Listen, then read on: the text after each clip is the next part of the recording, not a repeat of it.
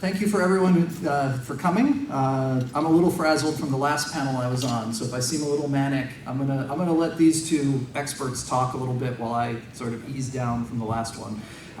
Well, we are here to talk about freelance illustration for tabletop gaming, which all three of us have worked in, along with other arenas which may come in a little bit. You've got three different perspectives on that process, having worked for different companies at different times. The idea for this panel came for me because one of the most common questions I get as an artist who's worked on Magic the Gathering and some higher profile games, people always ask, every con, every year, do you get to make the art you want? And then they just hire, and it's like, no, definitely not. So I thought it would be a great way for aspiring artists who want to know a little bit about the nuts and bolts of what an assignment for companies generally entails, and there will be differences, but also for fans who are curious about how the art gets made, thinking, it must be the best job in the world. And it's like, well, it's a job. It has a lot of those same things. We have bosses called art directors and stuff. So why don't we start with introductions? Either of you are welcome to. What? Oh, scissors, piece of paper. I don't know. I feel in danger here.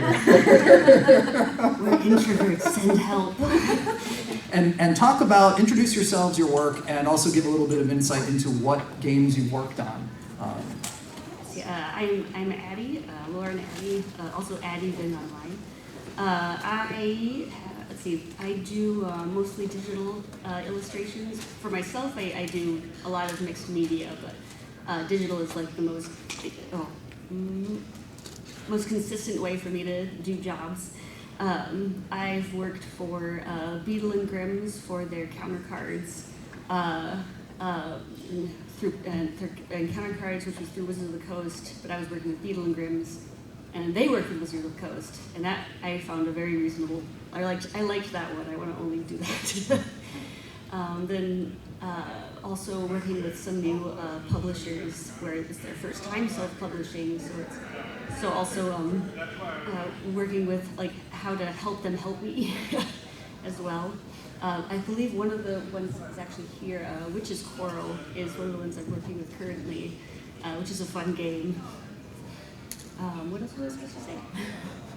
Whatever you feel. Oh, well, one of the things I should bring up as a perspective, bringing it to the table, I am diagnosed with autism and ADHD, among other things, and so I have a big thing about advocating and asking for accommodations, but also to meet my client halfway. And so far, especially with Beadle and Grimm's, they're very, very good with that.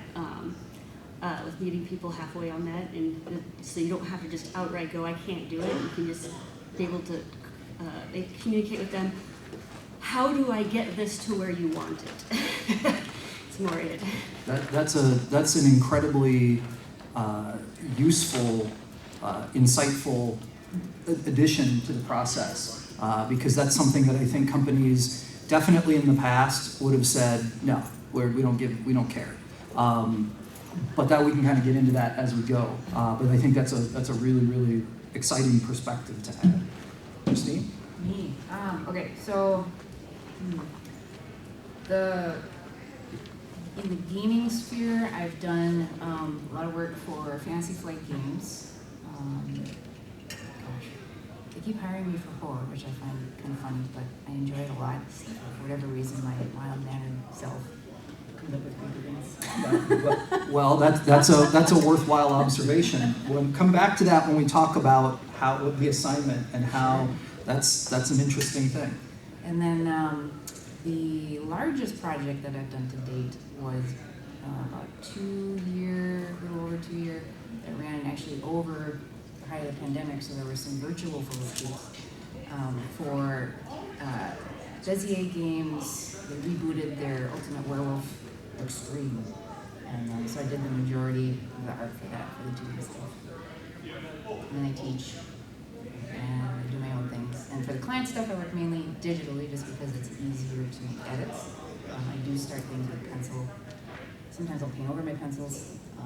For my own stuff, depends on what I'm feeling like, what art sketch I have to scratch. So like if I'm making prints or whatever, I might be working oil or digital or ink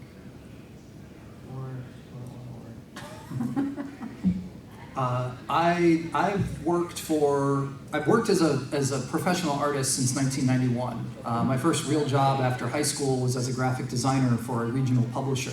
So even as I was going into my 4-year degree, which I have technically an art degree, but I like to refer to it as a degree in applying myself to tasks I have no interest in, which is not unlike sometimes your gaming assignment.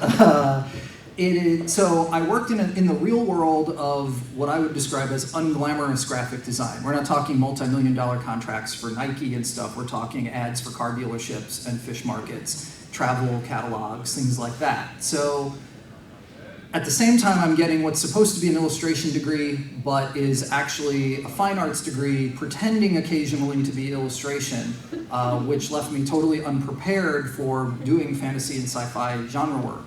I started from there, coming to conventions, of which CONvergence was one of the first, selling my art in the art show, and then that led me to opportunities to work for game companies. So I got my initial break. People say, how'd you break into the industry? I was at a convention in Columbus, Ohio called Marcon. I said I stayed up till 2 in the morning talking about Chronicles of Riddick and Doctor Who with someone. And that is literally how the work, how it started. But even that was kind of a fitful process. It wasn't like instantly I got the work. Normally, when I present this panel solo, I actually include sort of like the bookends of that, of how to kind of get connections with companies, and then also some of the follow-up, what comes after. Today, we're probably going to focus just on the process for an assignment, though. Some of those other things might trickle in, though, because it can be relevant into how the company works with you, or even just the nature of the company itself. Some smaller companies can be very casual.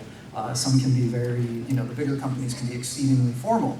And even within the company, they may treat one artist one way and another artist another way.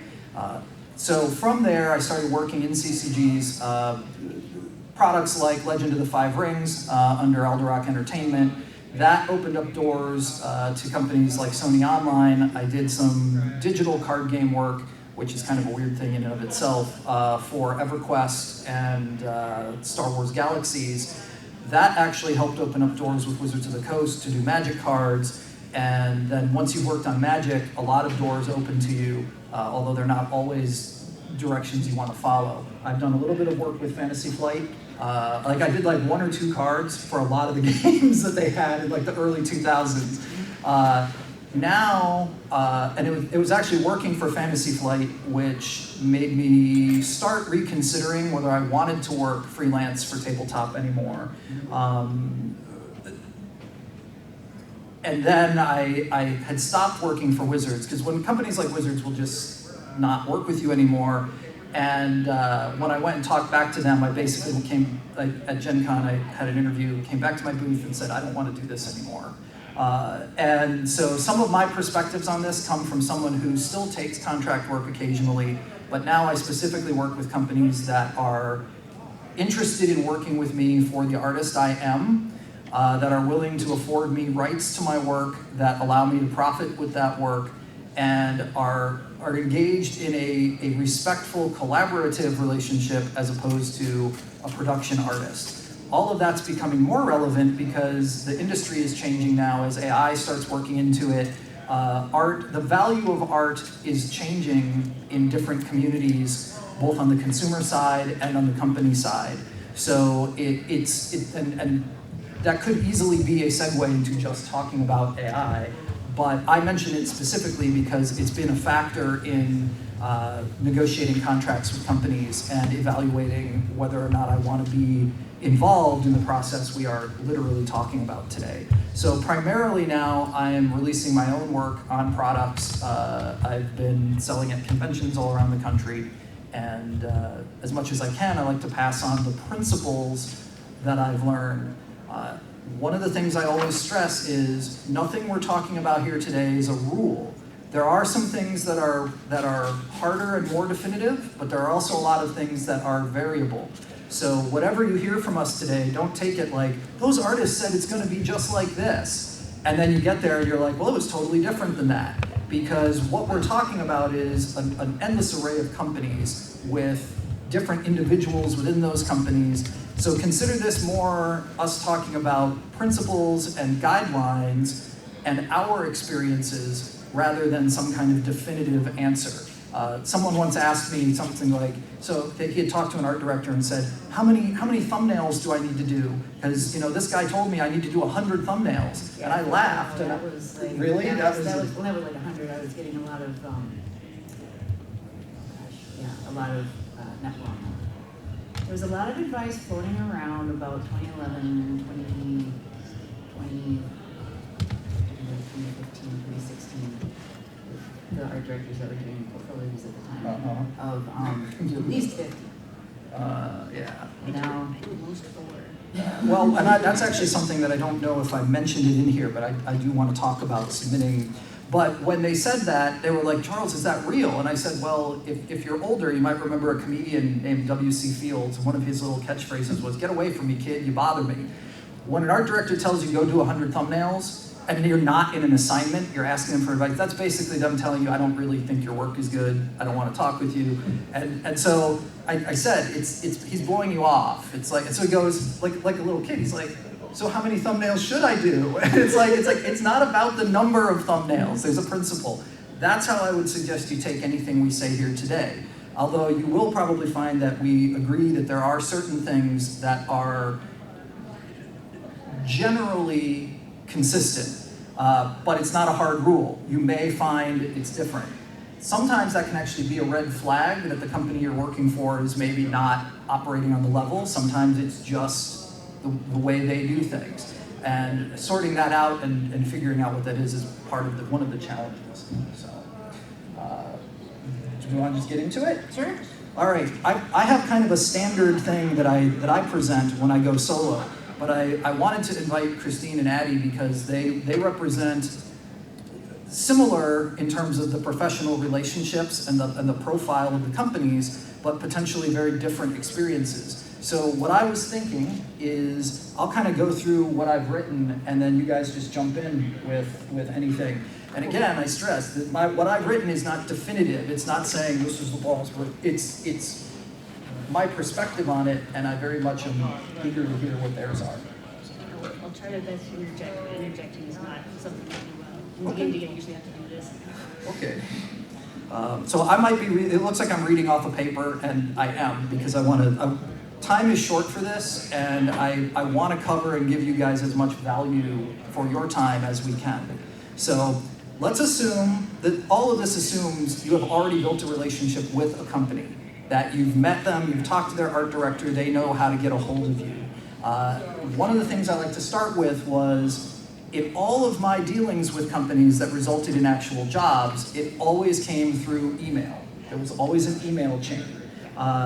Both in terms of the initial, hey, we want to work with you. We met you at Gen Con, which you and Denise recommended, and I took a couple of years to actually do that. I was like, Meeting people in person is huge. That actually helped. yes. So if we can give one bit of advice, if you want to break in-person contact and engagement with you and your art is probably the best way to get there. It also gives you a little bit of a personal window into the person, especially if it's the art director you might want to be working with.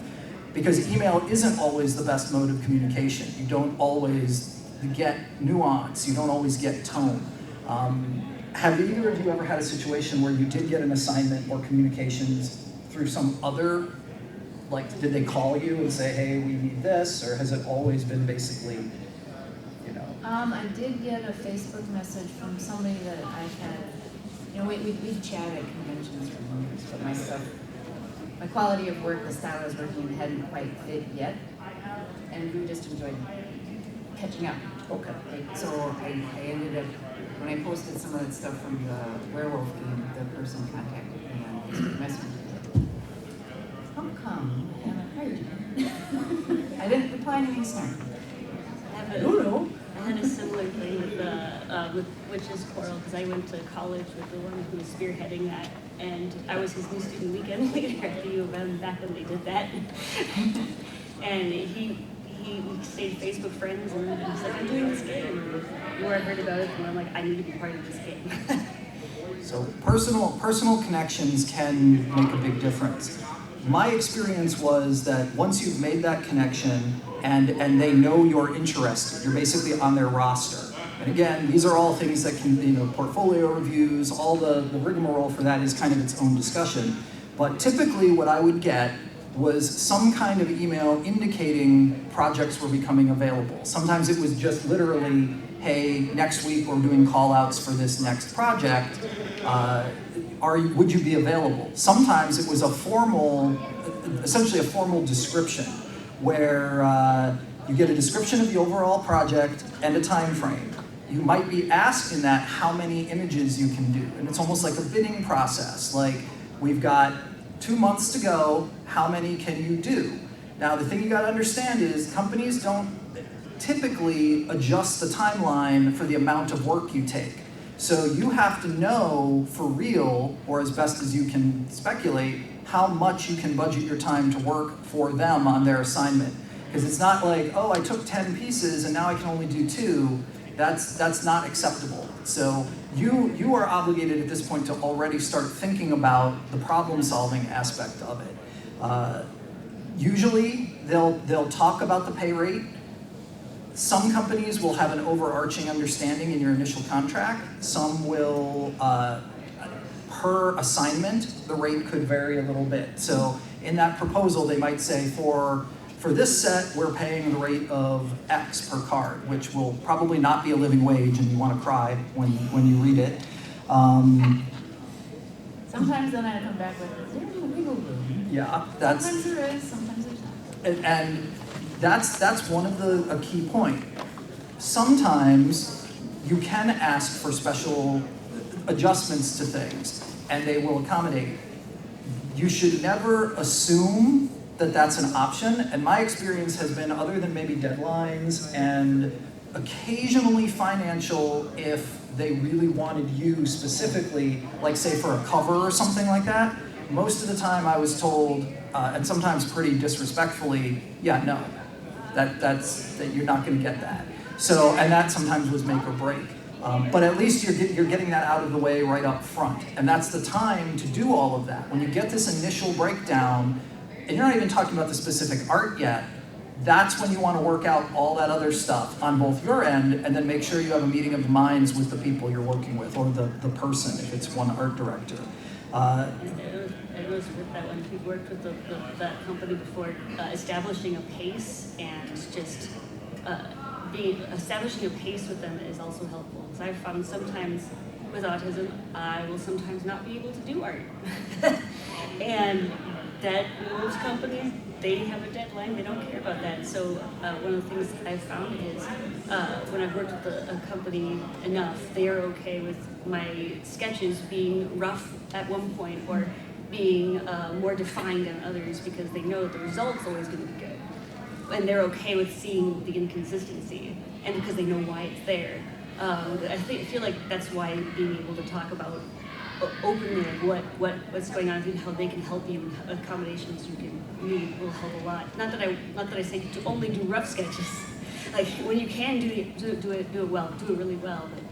But it's like if you're having that time and you know the deadline's coming, it's like, okay, this is a bit rougher, but what do you think? And it still displays what you're trying to do. That helps too for a pace, and then you know how many you can do like in a month or 2. Well, what you just described, Addy touched on the idea of familiarity, a relationship you've built. That is absolutely helpful when you're working with anyone in any industry, because they start to get to know what your deliverables are going to be like without you having to overstate it. There becomes an understanding. And so, for example, with sketches, if you work for a company for a while, you may not need to do as elaborate sketches, because they know how your sketches now, after multiple projects, will translate to finals, and they trust you. You still have to turn in sketches that show key things, but you don't have to like agonize over each sketch, making it perfect. But that comes with time. You know, some companies want to see that kind of detail all the time. Some companies, you learn things about them too. Like you might find out that this company expects all these I's dotted and T's crossed, otherwise they're going to challenge you about that and question you down the road. So some of the overarching things develop over time with a relationship. Just like at work, you know, your boss gets to understand your workflow. And so like if the TPS reports are due on Thursday and you turn them in at 4:59 on Thursday every week, they know to expect, yeah, okay, he's gonna get his TPS reports in, you know, at that time, and they don't count it against you. A lot of that is touchy-feely. You've had experiences where you've actually talked about it, and that's not a bad thing, but sometimes that can send red flags to art directors too, depending on how respectful they are and understanding. I think Christine and I are a little more contemporaneous in terms of companies we worked for. Maybe I was doing a little bit of more published work before that. Addy's work is definitely more recent. My experience was that most art directors, unless they were at smaller companies that recognized maybe their budget wasn't so great, the exception being Fantasy Flight, who were probably some of the most demanding art directors I worked with. Really? Yes, for the absolute lowest pay in the industry. I got the good ones. Yeah, well, they weren't. I mean, Zoe was a good art director, Oh, yeah. but she expected a lot for money that was not. They were not paying for. But you always. And I had a thought, and I forgot it. It slipped away. Before the relationships. There's consistency. They know what to expect from you. Oh, yeah. So they can't. So if they once they know what you're going to deliver, they might not have as many questions. They may not have as many, and it takes it can take years literally working for a company. By the time from the difference between how the art directors started with me at AEG versus how they ended with me, it went from make this building look like this photo from this place to yeah, let Charles do what he does. And that also, if you look at the evolution of the work, it became much stronger because I was trusted to make judgment calls that were, a lot of the minor adjustments and tweaks went away because they recognized they weren't necessary. And a lot of times they're never necessary, but that's another section. So you get that general call out describing things, talking about the assignment. They may ask, like for example, with the Star Wars, the last few Star Wars things I did for Fantasy Flight, they actually said this set or this product is going to focus on these aspects of the Star Wars universe. What would you like to work on, like droids or aliens or spaceships or main characters? And sometimes there'll be a caveat, like when you're working on licensed properties, they will say explicitly, you need to make sure you can capture the likenesses of these people. You can't render, if you say, I want to draw Luke Skywalker, it's got to look like Luke Skywalker, not Gumby. I mean, you have to get that.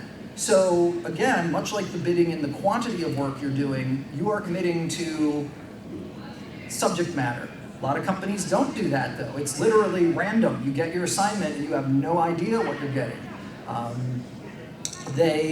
Fantasy Flight also, and I don't remember if this was the whole time, but they explicitly said that they assumed you were working digitally so that you could make the changes they wanted you to make. And in my case, as a traditional artist, that wasn't the case. But I have techniques I could use to facilitate, to basically match that more or less.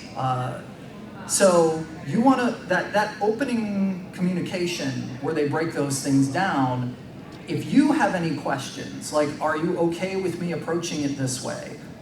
That's the time to do that. Not after you've said, I can do 10 pieces, I will do them this way. You don't change it up at that point unless there's an absolute necessity. By the same token, the company shouldn't do that, but that isn't always the case either.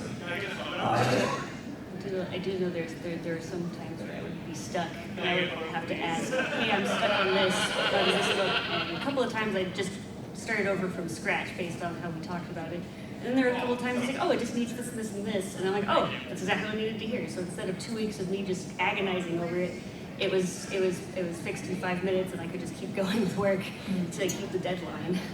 So it's okay to also ask them or tell them when you are stuck and what you are stuck on, because they know what they're wanting to see, and they'll be able. They don't have their nose directly in it all the time, so they'll actually be able to go, oh, this looks weird, or this needs to be this, and then it's like, oh, that's all you needed to see, hear or see, and you build a lot faster. I had a very different experience.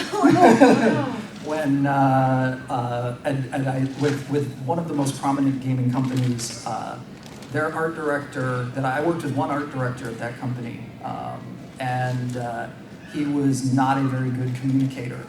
And one of his feedbacks one time was, "This is all wrong. Start over." And that's it. And it was not my first assignment, but it was an early one, and I wrote back and said, well, what's wrong about this piece? And he said, well, it looks too architectural, it should be more organic. And I said, now you should, just as a piece of advice, never, if you want to work for a company, don't ever challenge your art directors, especially if you don't have a really good social relationship with them. Because on many occasions, I would be given directives with explicit references, and that's what happened in this. We'll talk about that a little bit more shortly. And my sketch was based on what they provided me, which he told me was all wrong, start over. And I mentioned that to him. I said, well, I based this on this picture that you sent me that showed the depiction of this site, and he's like, and basically, you're not supposed to question that. You're supposed, now, if you took it as, oh yeah, whoops, we made a mistake, which another company did that, and ultimately that was it. They're like, oh, I guess we have to change our style guide, sorry. But this company, biggest company in the world, you're the new guy, he doesn't really like you, he doesn't understand the medium you work in, you shouldn't push back very hard. So asking questions is okay if you have a relationship with the art director and phrase them and present them in a way that is appropriate to the relationship that you're building. Part of my problem too was by the time I was working in games, I'd already been working as an artist for 15 years. I was not sort of fresh off of the college train, and I had worked with clients who were extreme. I worked from clients from really high-end corporate clients like AT&T to fish markets and car dealerships. So for me, it was business. It's like, if you tell me, you need to tell me what you need, and I will deliver that for you. That isn't always the case with some clients. Some clients sort of expect you to kind of be worshipful of the opportunity, or respect their position in a way that I think is a little disrespectful of you. Those are all things you have to navigate, and everybody has a different temperament. I was at a point where, it's like, okay, I'm happy to make the changes, but you need to articulate them to me. You can't tell me it's all wrong and then not tell me what is wrong. That's not acceptable. It's not good communication. It's not collaborative. We're going to get to feedback though in a little bit. So you've gotten that initial call out. You've told them how many pieces you want to do. You've gotten any wiggle room they gave about subject matter. If they've worked with you before, they may already have some things in mind for you, which they might say, like, we really like your depictions of animals. Or in my case, I ended up doing a lot of architectural work because I was explicitly asked, you did a really good castle for us and we don't have other artists who do castles and architecture or want to. Would you like a lot of work? And I said, maybe unwisely, yes. And so for 3 years, I was the Asian castle guy for one company, which actually was probably the single best gig in my artistic journey because I was able to invest in it. But it started because they saw one piece that I'd done in my first assignment that they liked, especially compared to other assignments. Have you guys had any experiences like that, where they sort of saw something in you and kind of So collaboratively included you in that and said, hey, we really like your this? That's what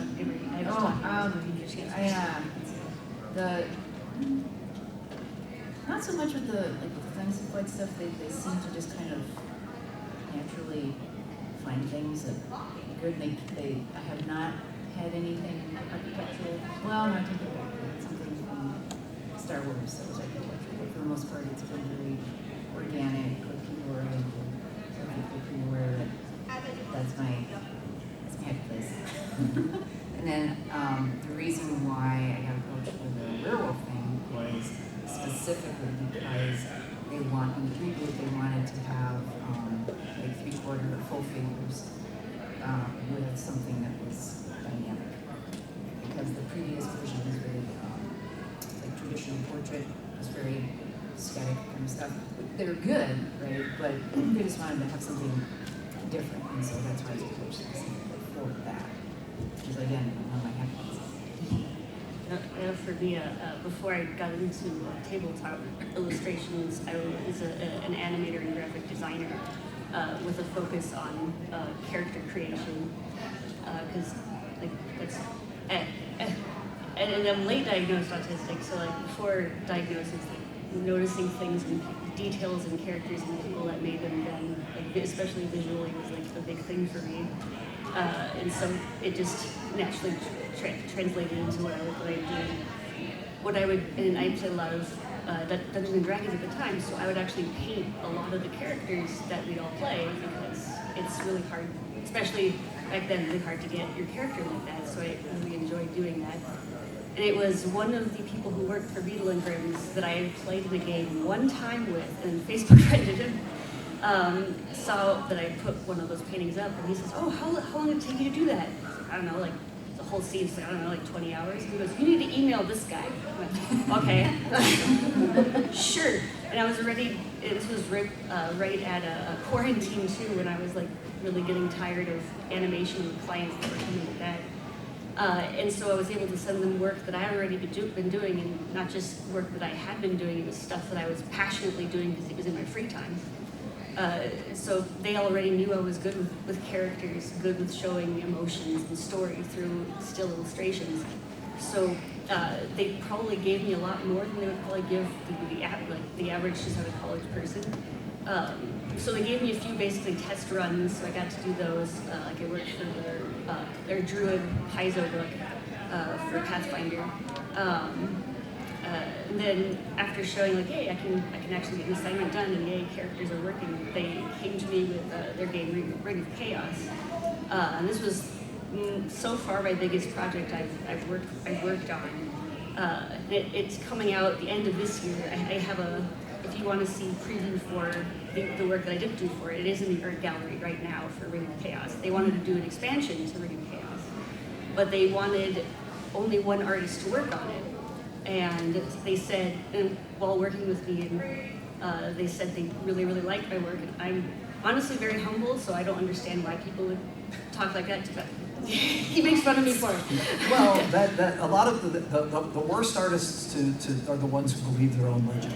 So if you being humble as an artist, not only, I mean, you gotta balance that with self-respect too, especially in professional relationships in a process like this. And that took a long time. But humility as an artist is a very good place to be in, because it gets rid of a lot of the worst things that happen in the arts come from people's egos driving them, or feelings of entitlement, or privilege is a big thing in art that people don't really think about or talk about much. But being humble, being hardworking, having a good work ethic is the way to build the best working relationships. But it's also the best way to build relationships in general, especially with your customers and other people.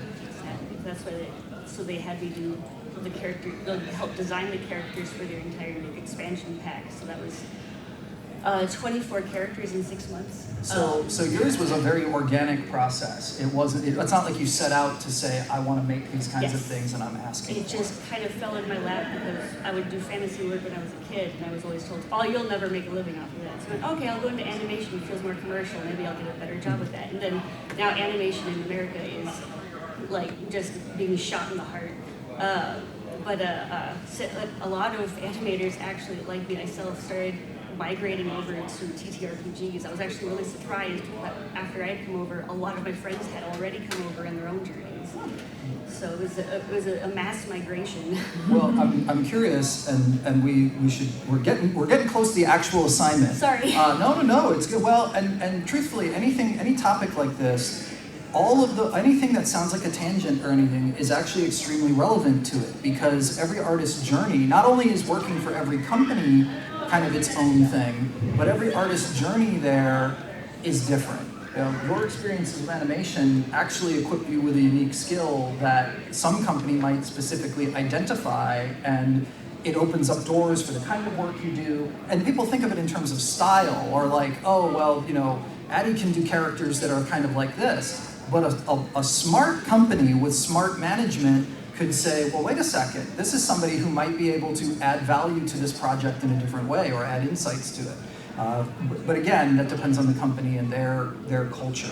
So you basically do your bid based on the criteria they give you. And there's usually a deadline for that too. You might only have like 3 days to say, okay, this is how many cards I can commit to, or how many book illustrations for the next month. You get that in, and then you hear back from them. Sometimes it's on the team, and that's one of the principles is, you are always on a timetable with companies, they with you, not so much. Now, some companies are excellent. They will get right back to you, they will keep to the schedule, they will respect your work time. Some companies, it's like, yeah, we don't care. If it takes us 2 weeks to get back to you, it doesn't matter, your deadline is still the deadline we told you. And this is where I mention those things, because a lot of times artists coming in, there's a power dynamic in play, which artists are taught early on, which is somebody else is the boss of you. Somebody knows better than you, they're a better artist than you, they're higher in the company, and there's a functional reality to that, like you have at any job, where you have to listen to your boss because they're your boss. But your boss doesn't micromanage your life. Your boss doesn't define your self-worth, or if they do, it's maybe a toxic workplace. So I actually did some digging, and a lot of things that are normal in freelance actually explicitly would be things that would be considered toxic in a standard workplace environment. So make of that what you will, but you get a response from them. And one of the things I learned early on is that a lot of times you might ask for, say, 3 cards, and you might only get 1. And that's not, you shouldn't take that personally. It's not, it can be any number of things, but you get back what you bid on. Did you guys ever get like a surprise in that, where like you had said, I wanted to do this and this, and you got back something that was totally like, well, I wasn't expecting that?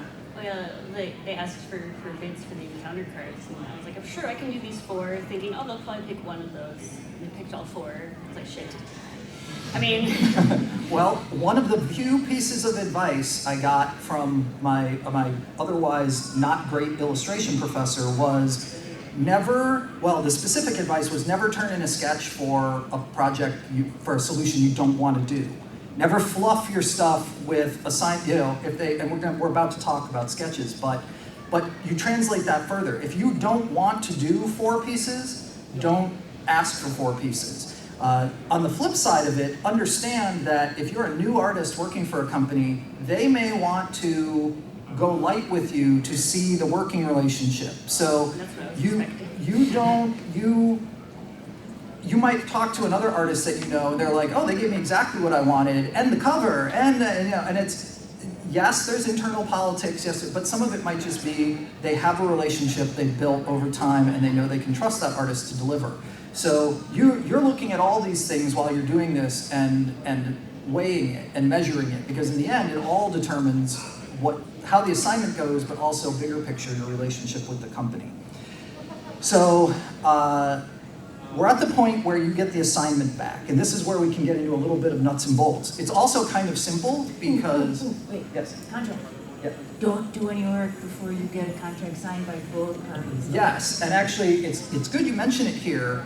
The contract typically comes before the call-out part that we just talked about, but some companies, AEG, started making each assignment a contract. So you would get your card description and everything, and it would be basically your work for hire agreement attached to it per card, which got complicated because when Fantasy Flight bought them, AEG had like 8 different, I worked continuously for like 5 years, and I had like 4 or 5 different styles of contracts, ending with that final one where every assignment was a contract.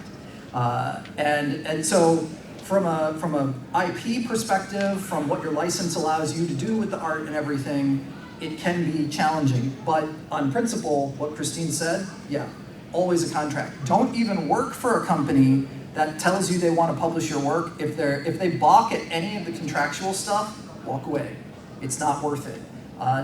Talking about contracts, expecting one, talking about what terms you need shouldn't make anyone angry. It shouldn't make anyone like judge you as an artist. I mean, as long as you're not rude about the process. I was once asked rates by a company, and this was kind of early, but it had been when I was working on Sony, and I came back to them with the rate I was getting paychecks from Sony for. And the guy responded to me, "You have unrealistic expectations for your strata of the industry." And I was like, well, okay. And he's like, good luck with that. And it's like, well, I can literally show you my Sony pay stub, dude. It's like, I don't have to. So, but here's the thing. The tone of that response told me I never wanted to work for them again. Regardless of the money, the fact that he basically said I was lying to him about what I was getting paid by another company. You don't want to work for somebody like that. And then I subsequently learned they would basically ignore contract stuff. They'd give you a contract and then they'd do whatever they want. And then if you didn't like it, they would claim you were difficult to work with. So you get your assignment back. You may get 1 piece, you may get 2 pieces. Each piece will have some kind of description. And again, this can vary a little bit. Most of the companies I worked for had pretty formalized, structured assignment descriptions. Yeah. Was that the same for you guys? Most of the chaotic, the Ring of Chaos one was actually the most vague, but I think it was vague. Well, and when I talk about structure, I mean it would literally be broken down to, like, each piece would have, let's see if we have, yeah, that's the part there. Each piece would have, and it looks like a work document. It almost looks like a purchase order or something if you work in that arena. It would have like your name, maybe your artist ID for working for them. It would have a title for what they were assigning you, but oftentimes it's a working title. It's not like with Magic, especially. Almost none of the cards were ever published with the title I was given. Like I was assigned one called the Utvarin Rock Tusk, which sounds kind of cool and guttural and everything, but the actual card published was Gore Clan Rampager. So, and sometimes those working titles can give clues as to what it might be. Other times it's literally just a holding title. Dimensions and sizes. This is super important. Every good client will tell you the dimensions and or any other technical specs it has to be, and you have to match them. You can't, if they say it's 2 1/16 or 52 millimeters wide by 1.5 or 38 millimeters tall, you can do it bigger, you can do whatever dimensions you want, but the functional image area has to match those dimensions.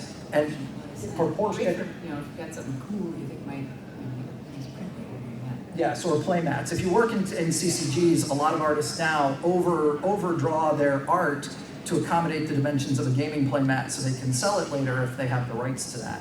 And that's fine, but from your sketch all the way through, you have to deliver the part that they need in those dimensions, and every company's specs can be different, which is why if you come to my booth, all my art, it's all different because every company had different proportions. Some have squares, some have icons and stuff on the side.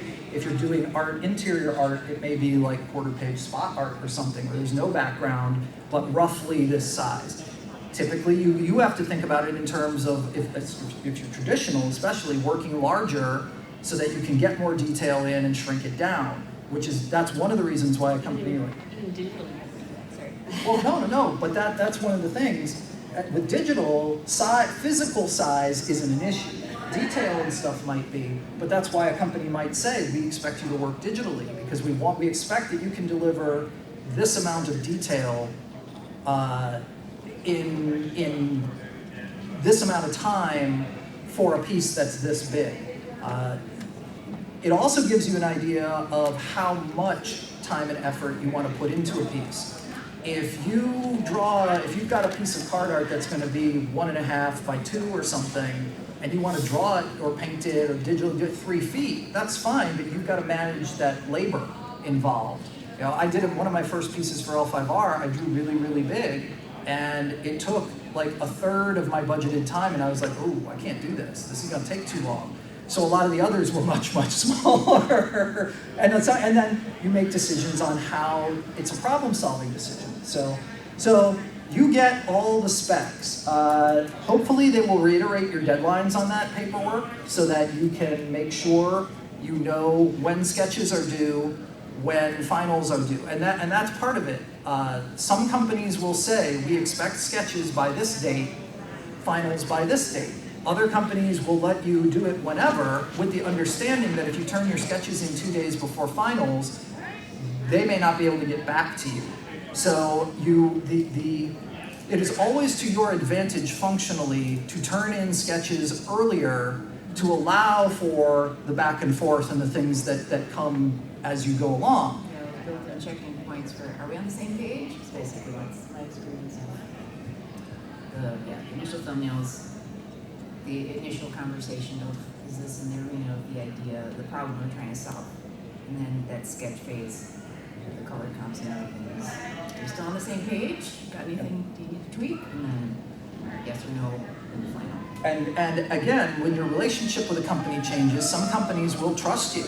It's like, and we'll talk about sketches more specifically next. The description of the art itself. Some companies, it's super vague. I literally got a description, there's a game called Noble Treachery, published by a small press company up here, Twin Cities, and the description was, it has to have a book in it.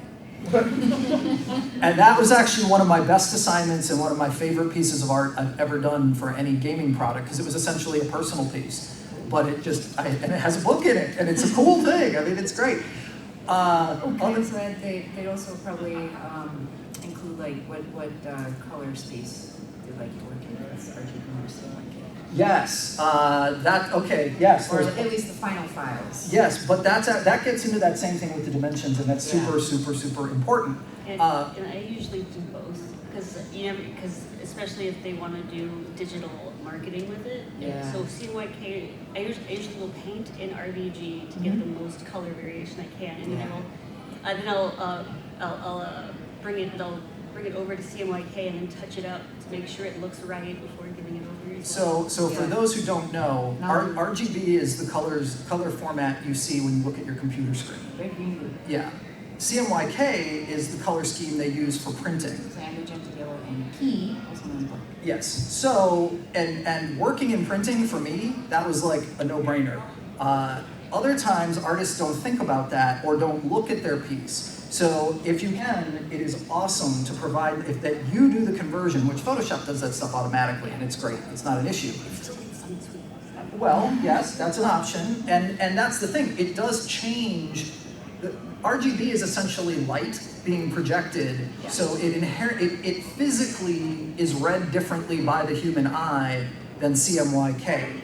So when you are making those changes, it's not, functionally it's just a difference in format, but it actually does change the look of the art, and a lot of times my experience is CMYK can flatten out the art. Like it doesn't have that color depth. So to avoid as much of that as possible, I work specifically in Adobe RGB 1998 because it has the largest, it has the largest gamut that also includes the print color gamut. Okay. And when I convert to CMYK, I have 0 noticeable color changes. Maybe a little bit, teeny little bit in the greens or the reds, but my guardrails for that is like don't know if you can do it in Infinity Photo or not, but in Photoshop you can turn on the gamut warning, so it's not just that stupid little triangle in the color picker. It'll show up as the ragged edge in the color picker, so That actually is stay within. that segues. You need to be able, the vast majorities of companies today expect your final art and your sketches to be delivered digitally. So even if you're a traditional artist, you have to have the means of translating that art to a digital file they can use. Some companies, I think Wizards will still take originals, or I mean, I don't know, because mine are easy to scan, but you are responsible. So all this computer tech stuff we're talking about, if it sounds like gibberish to you, guess what? You got to learn some of that stuff. You don't have to master it necessarily, but you have to be able to deliver those files to them. If you have like super slow internet or something, you have to do that. And you need to know that before you get to the point where, hey, I finished my art, now I got to send it in and I don't know. And again, that's a good reason where you want to leave time in your process to make sure it's not the last minute of the last day before it's due, even though that is very common in this process. Another thing that was the same like too that I've learned is use that as your color theory. Don't use the red, blue, and yellow as your color theory. Use CMYK. Because I guarantee you, even if you do that with painting in traditional, it comes out so much brighter. We're getting really tight on time. Sorry. Well, no, the good news is I think we can get to some of the basics. So sketches. We've already talked a little bit about sketches. The thing about that is you talked about doing thumbnails and then color comps. And some companies will tell you explicitly they want to see these stages. Other companies kind of leave it up to you. And I had hoped we'd have time to talk about that a little more because I find that a lot of artists have different ways of working and they want to establish different levels of comfort with their art directors and assurance that it's like, okay, see, this is what I'm going to do. The key is, the principle is you want to make sure your sketches accurately represent in a way that they can understand what you're going to deliver with those sketches. So you can, like I never did color comps unless I thought the color needed to be expressed to give the overall understanding of what I was going with the piece. So there's no one answer to that. Obviously, the more you give, the more they understand, but you're also giving them more choices. And like my professor said, if you give them a bunch of stuff and there's one you don't like, inevitably that's the one they're gonna pick. So make sure all the sketches and concepts, whatever stage it is, whatever format, you're sending in things that you are 100% want to do, confident you can do, and then also willing to take changes on. Because there's a high likelihood they're gonna come back at you and say you need to change this. If one of you wants to give a quick example of sketches.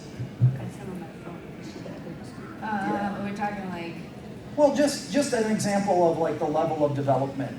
okay, so like this would be. And are those variations on it too? This is variations Okay. on the theme of,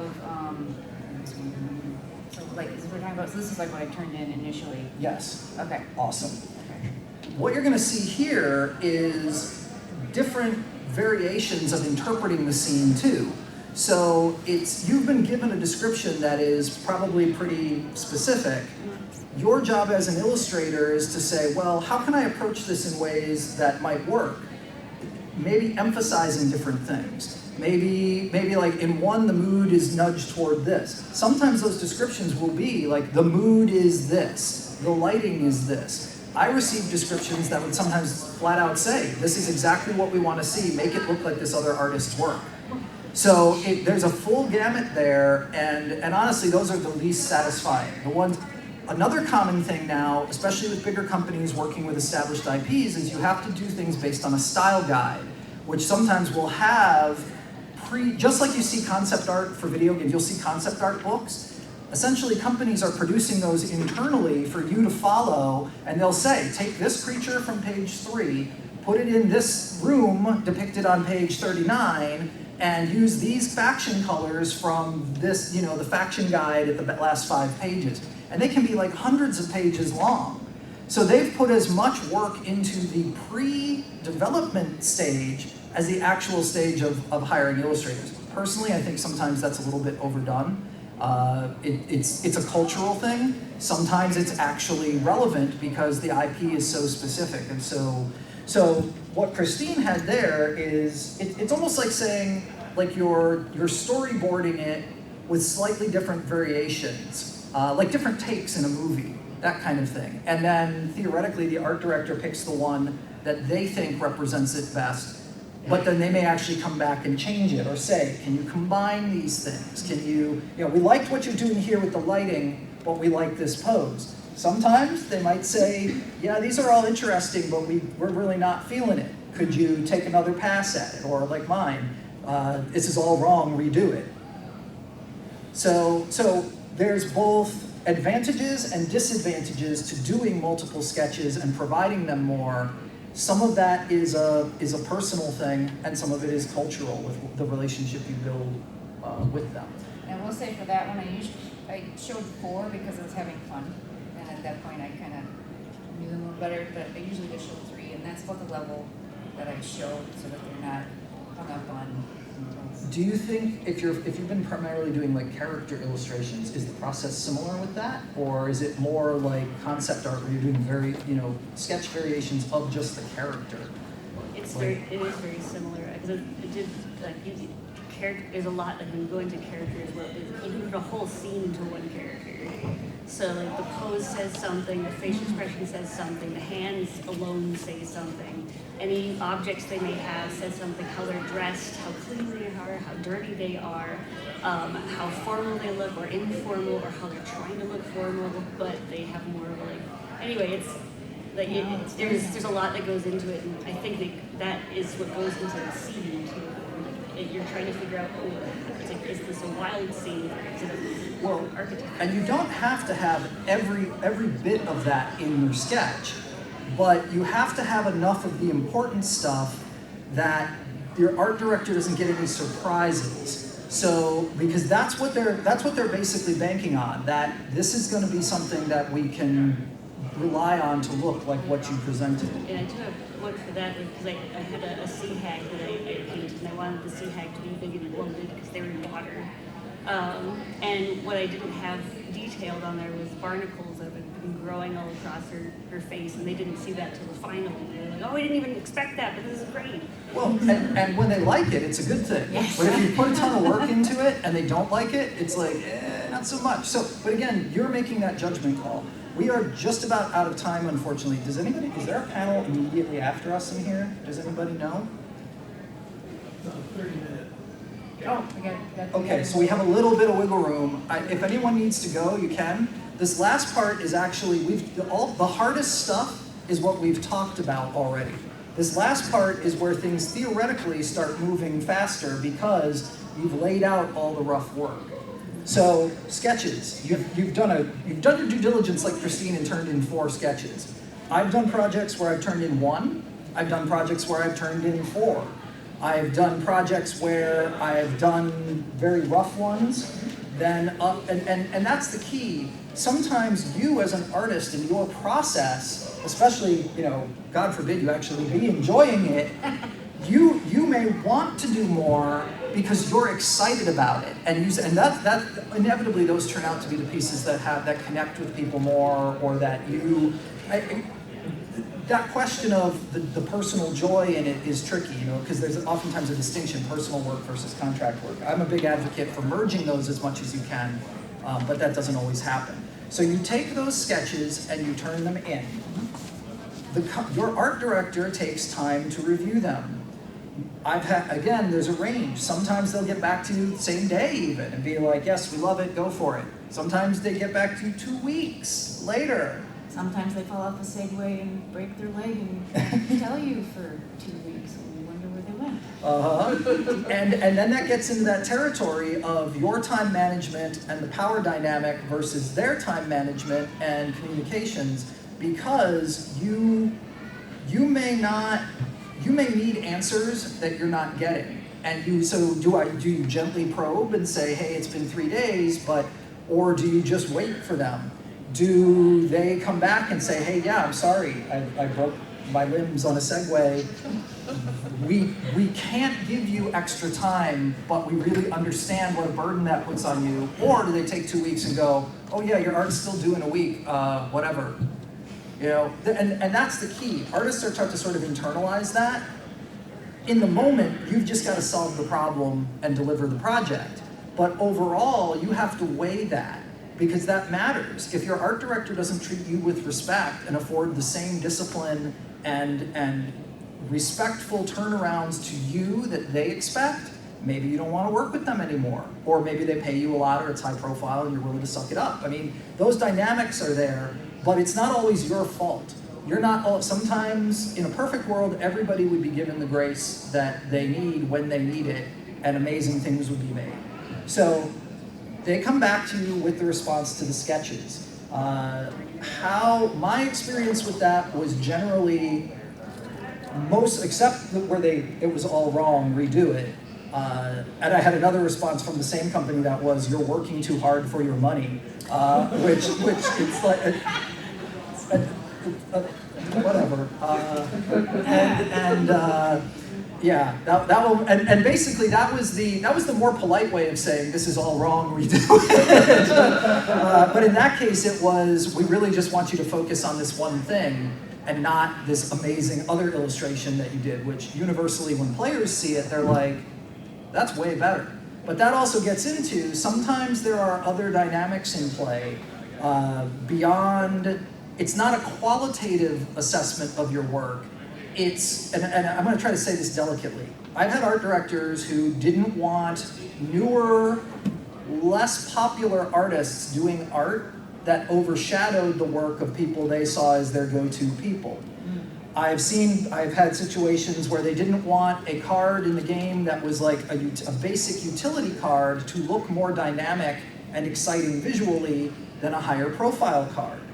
I've literally, there was an art director who I only worked with, I did not have a good history with him. I worked with him very little because I never wanted to work with him and inadvertently did. He had posted a whole manifesto blog one time about how as art director, you're like a wrestling promoter who, you decide who rises and who falls and stuff. And it's like, you could tell from working with him that that was part of his dynamic, that he was making choices not to make the best art for the company, not to help you make the strongest art as the artist, but for reasons that he had, personal reasons. I mean, it's crazy.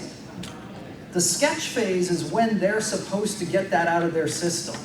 That's when they tell you, this is where we need changes. This is what you're getting right, this is what you're getting wrong.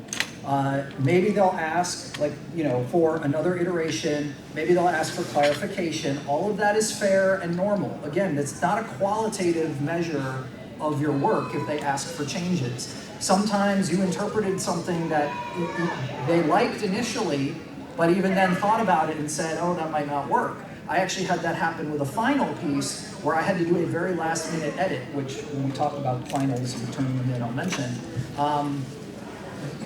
But it's not, don't take it personally like it's a failure. You want to take it as, this is what we need to do to get the job done.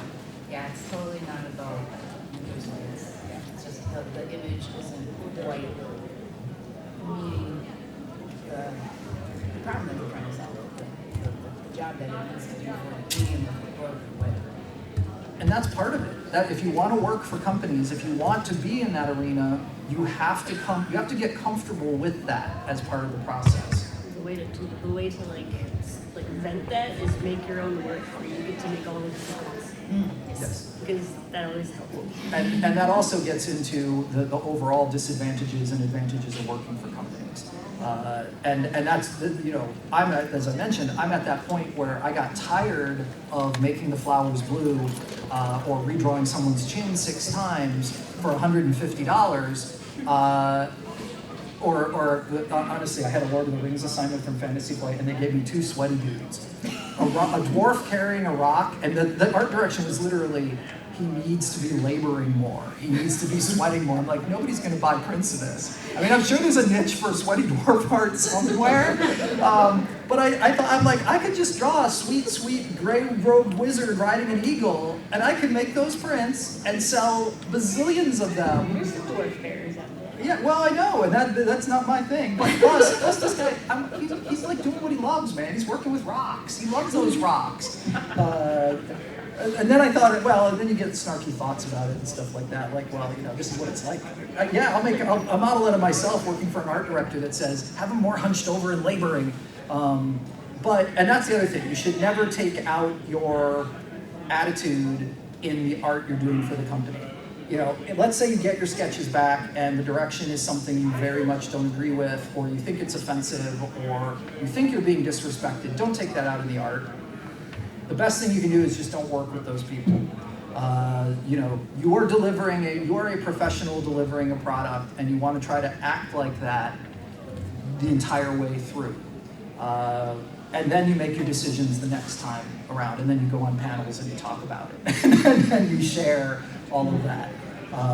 But again, you are in a collaborative process where you are committing to the idea that you will make changes and follow their directions. So if that's something you're uncomfortable with, you either need to go into it, learn as a learning process, and that's where the humility comes in, or work on that before you work with these companies to the point so that you are comfortable with it.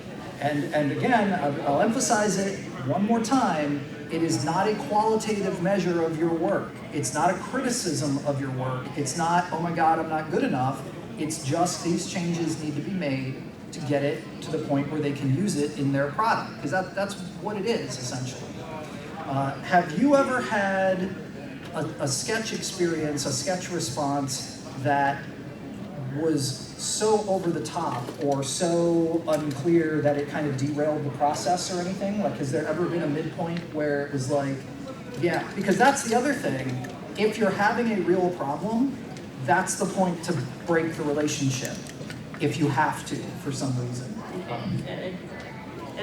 I'm going to say the quick one, if you want to hear the bigger stories, we can talk from there. But I did work for a cult accidentally, and for my first, he's heard about it. No exaggeration there, like, at all. And so, like, talking about over-the-top things that they wanted, like, basically the entire game started as one thing, ended up being completely different. And so it's like, so it's like, if you ever want to know just how something can go so off the rails, you don't even know what reality is anymore, come talk to me.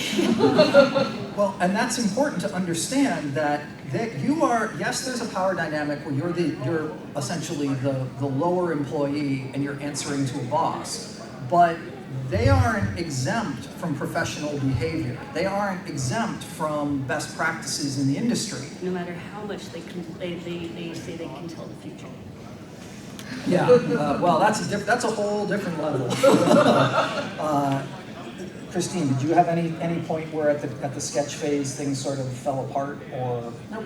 So, and the closest I got was the whole "this is all wrong," and my attempt to fix that was to say, could you explain that a little more? Which they were able to do, and literally my only change was taking the same structure and composition and making it look rounder and softer. That was it. I had some feedback where I needed to make changes that seemed excessive initially, and so I had to walk away for like a day, and when I came back to it, my brain was more engaged. Proactive. Well, no, that's another example of why you never want to leave things, you never want to procrastinate, because you might need that time to step away and reevaluate it and get past that emotional connection, because you are invested. If you love what you're doing and you're passionate and you respect the people you're working for, and I'll use one specific, I had to draw this serpentine Naga character, and I had a composition that was further away, so you saw the coils kind of leading up to the character, and they said, it was really cool. I loved it. It was exactly, they said, well, we want you to zoom in, and the coils have to look like they're constricting more to basically choke out and crush this giant demon thing. And I was so mad, because it's like, but this composition is awesome. And what you're asking, it's still telling the same story. I did exactly what you said. I stepped away and came back to it, and then the piece actually never got published. The company sold the entire IP, and the piece has never been published anywhere. And that happens too, which we can talk about after the final. So you have to work within what you're comfortable with working. And the sketch phase, much like that open call out is your first chance to work things out, the sketch phase is the next chance to work things out. Because if you agree and basically commit, because you're gonna have to maybe do another round or adjustments to the sketches, and maybe at that point you work in other things like color or elements you didn't before, you are basically saying, I'm gonna see this through to the end. So you get to the next point, which is they eventually approve a sketch of some kind. Whether you've had to work on it and change it, you start on your final. You have whatever time is left from your original bid to work on that final or those finals. So you're still following the framework that was presented in the beginning. One of the other things to talk about is if at that sketch phase or as you're starting your final, you think timeline is going to be a problem, tell your client as early as possible you think you might be having a problem meeting the deadline. That sometimes they can say, yes, I can give you a couple extra days. Sometimes they're like, nope, you really got to meet it. But if you see that coming, you should tell them that right then and there. Don't wait until the last second or just turn it in late and say, hey, I had that happen. But I'll admit, I've been there. Lots of artists I know, you get there, you're caught up in the process, things are there, But if you can, the best thing you can do is let them know soon. Have any of you ever had a company say, well, if you can't make the deadline, we need to find someone else who will do this piece of art? Yes. I actually, that art director that I talked about, the wrestling guy, that was the first time I was ever in a position to be directed by him. That's exactly what it was. He came out with an assignment and said, this is due in 2 weeks. And I said, I physically couldn't do it. I wasn't available to do it in 2 weeks. I said, if you give me 3 weeks, I can do it. And he goes, absolutely not. And then they published they brought in another artist who used CGI to do the cards, and those images were universally mocked by the players. Not because they were necessarily bad in their own right, because it was evident that, I had been doing these cards as a long-standing thing, and it literally came down to, well, in retrospect, in the context of what he had posted and stuff, I think it was more about a power play than an actual deadline. But it can just be, and again, it isn't always a power play. Sometimes it really is, we only have this window, and that's where, when I talked about the one final revision I had to do, they had a release window, and it was not flexible at all. So the best thing you can do is honor the deadline, but be upfront with them so they can decline or make a change like that. The same is true if they want to make changes on the art and you're like, I just can't do this. I've had other people, when I was doing all these architectural pieces, other people working on that game came to me and said, Charles, they assigned me a castle. Would you be willing to trade out or take this one for me? And I'm like, I'm doing like 36 cards in 2 months. I couldn't do that if I wanted to.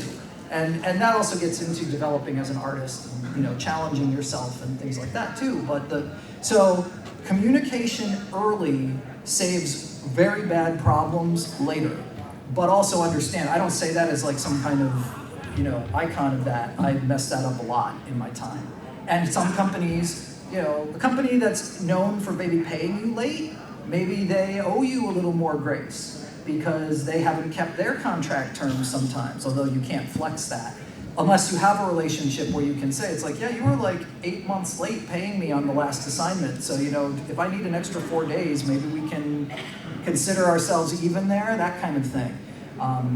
But that isn't best practices at all. I wouldn't say, that's how you should function. So you start that final.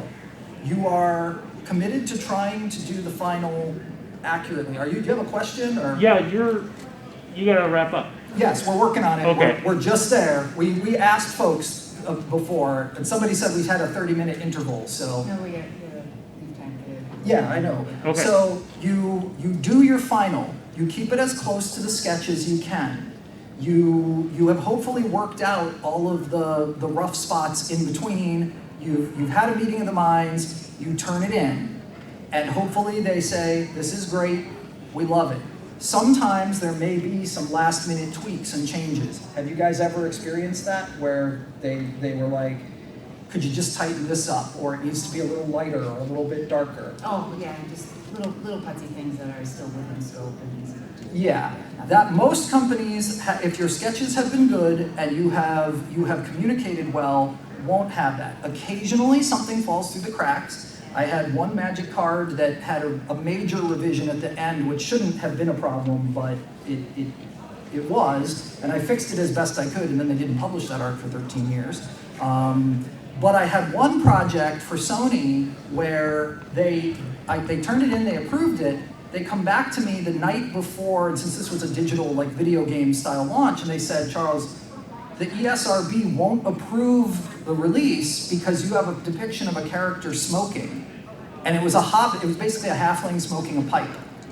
And so a day before, weeks after I had turned it in, I had to make a change that literally could have held up the release of the game. And that wasn't anybody's fault, we just didn't think of it. Because you know, Hobbit smoking a pipe isn't a thing. I made the change, it went there, and now it's a story that I tell. There's a little more to it than that, but once you turn it in, you have in that contract that Christine mentioned, terms of payment. They are supposed to have an outline of when they pay timeline-wise and any other stuff that happens afterward. Most of the time, companies will honor that. Sometimes they don't. You may have to do some follow-up.